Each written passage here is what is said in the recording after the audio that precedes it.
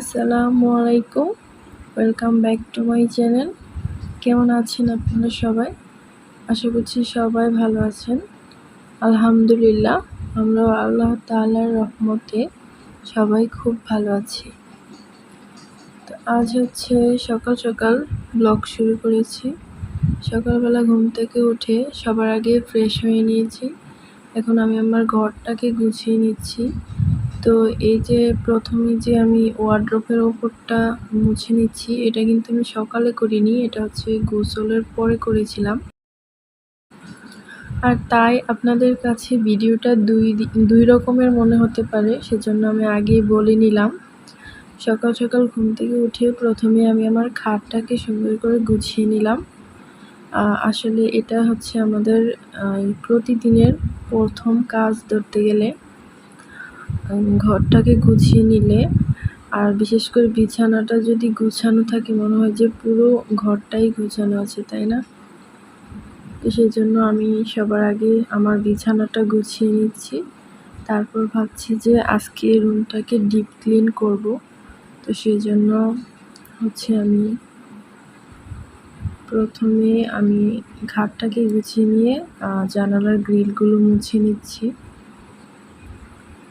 জানালার গ্রিলগুলো মুছতে আপনাদের একটা কথা মনে করিয়ে দিই, যারা এখনও আমার চ্যানেলটিকে সাবস্ক্রাইব করেননি, যদি আপনি এই ধরনের লাইফস্টাইল ব্লগ দেখতে পছন্দ করেন আর আমার এই ব্লগগুলো আপনার কাছে যদি ভালো লাগে, তাহলে অবশ্যই আমার চ্যানেলটিকে সাবস্ক্রাইব করে আমার পাশে থাকবেন আর পাশে থাকা বেল আইকনটি প্রেস করে দিবেন। তাহলে আমি যখন নতুন ভিডিও আপলোড করব, সবার আগে আপনার কাছে নোটিফিকেশন চলে যাবে। তো কথা বলতে বলতে কিন্তু আমি আমার একটা জানালা মুছে নিয়েছি। তো এখন হচ্ছে সামনের দিকে যে জানালার গ্রিলগুলো আছে ওইগুলো মুছতেছি। এগুলো মুছে তারপর হচ্ছে আমি বাকি কাজ করব।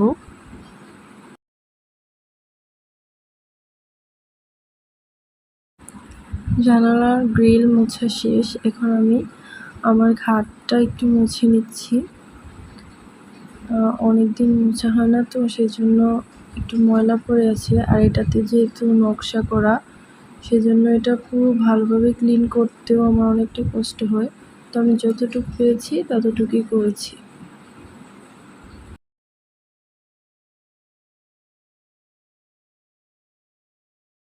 আমার আসলে কাঠের ফার্নিচার বলুন আর যে ফার্নিচারই হোক না কেন, সিম্পল কাজ থাকলে আমার কাছে ভালো লাগে। এগুলো ক্লিন করতে খুব সহজ। সেজন্য আমি সিম্পল ডিজাইনগুলাই পছন্দ করি। আর এটা হচ্ছে আমার শ্বশুর, মানে আমার বাবা, উনি অনেক আগে, আমার বিয়ের অনেক আগেই খাটটা বানিয়েছিল। সেজন্য উনি ওনার ডিজাইন অনুযায়ী বানিয়েছে। তো ঘরটর গুছিয়ে দুপুরে রান্নাবান্নাও কিন্তু শেষ করে ফেলেছি। এর মধ্যে অনেকটা সময় চলে গিয়েছে। তো আমরা কিন্তু সবাই খাওয়া দাওয়াও করে নিয়েছি। এখন প্রায় বিকেল হয়ে গিয়েছে। তো আমার শ্বশুর, মানে আমার বাবা, ওই যে দেখতে পাচ্ছেন, আমার ছেলেকে নিয়ে বাহিরে একটু হাঁটতে যাচ্ছে। তো আমি ওদেরকে বাই বলতেছিলাম, টাটা বলতেছিলাম। তো আমার ছেলে আমার দিকে তাকায় আছে। তো এখন চলে যাচ্ছে হাঁটতে। তো আমি একটু হাঁটছিলাম বাহিরে। বিকালের দিকে হাঁটতে আসলে ভালোই লাগে। তো এখন হচ্ছে আমি একটু হাঁটছি। আজকে ভাবছি আপনাদের সাথে একটা গাছ শেয়ার করব। এই যে দেখতে পাচ্ছেন, এখন কিন্তু আমের সিজন না। তো এটা হচ্ছে 12 মাস এই গাছটার মধ্যে আম ধরে। আমার হাজব্যান্ড আমার বিয়ের অনেক আগে ওর ফুফাতো ভাইয়ের সাথে একটা নার্সারিতে গিয়েছিল, তখন ওই গাছটাকে নিয়ে আসছে। তো আমার বিয়ের প্রায় 5-6 বছর আগে এই গাছটাকে লাগানো হয়েছে, ও তখন লাগিয়েছিল। তো এটা এই কয়েকদিন হয়েছে যে আম ধরে, কয়েকদিন না, সরি, আমার বিয়ের আগে থেকে এটার মধ্যে আম হয়। তো এটার মধ্যে মাশাআল্লাহ এবার অনেক আম আসছে।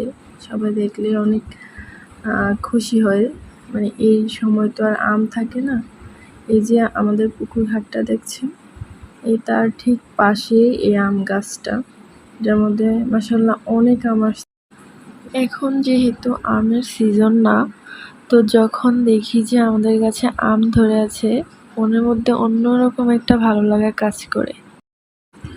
তো আজ হচ্ছে সকাল থেকে অনেক কাজ করেছি, সেজন্য দুপুরে মাত্র একটা তরকারি রান্না করা হয়েছে, বেশি কিছু রান্না করিনি। তো এখন তো সন্ধ্যা হয়ে গিয়েছে, রাতের খাবারের জন্য কিছু তরকারি রান্না করে নিচ্ছি। এখানে হচ্ছে আমি পুঁই শাক ভাজি করে নিচ্ছি। এই পুঁই শাক ভাজিটা আমার বাবা, মানে হচ্ছেন আমার শ্বশুর, উনি খুব পছন্দ করে। এই পুঁই শাক নাকি উনি রান্না না করে কাঁচা দিয়ে দিলেও নাকি উনি খেতে পারবে, উনি অনেক পছন্দ করে। তো সেই জন্য ওনার জন্য এই শাকটা ভাজি করতেছি আমি অল্প একটু করে। এই তো এখানে তেলের মধ্যে রসুন কুচি আর কাঁচামরিচ দিয়ে ভালোভাবে ফ্রাই করে নিয়েছি রসুনটাকে। এখন যে ধুয়ে রেখেছিলাম পুঁই শাকটা, সেটা দিয়ে আর সামান্য একটু লবণ দিয়ে এটাকে আমি ভাজি করে নিব। এই রান্নাটা শুরু করার আগে কিন্তু আমরা বিকেলের নাস্তাটাও করে নিয়েছি। বিকেলের নাস্তা করার পর হচ্ছে আমি রান্না শুরু করেছি। বিকেলের নাস্তায় হচ্ছে আমরা চা আর বিস্কিট খেয়েছিলাম, ওটা শ্যুট করিনি।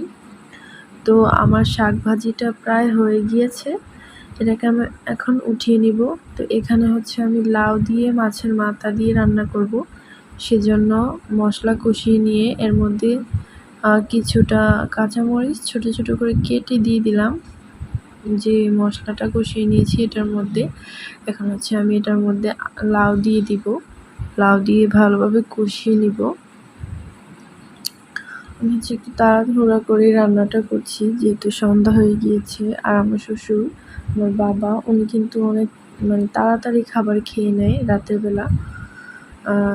এই তো লাউ তরকারিটা হয়ে গিয়েছে। আজ কিন্তু আমার দেবর সাইম, ও একটা রান্না করেছে, সেটাও আপনাদের সাথে শেয়ার করছি।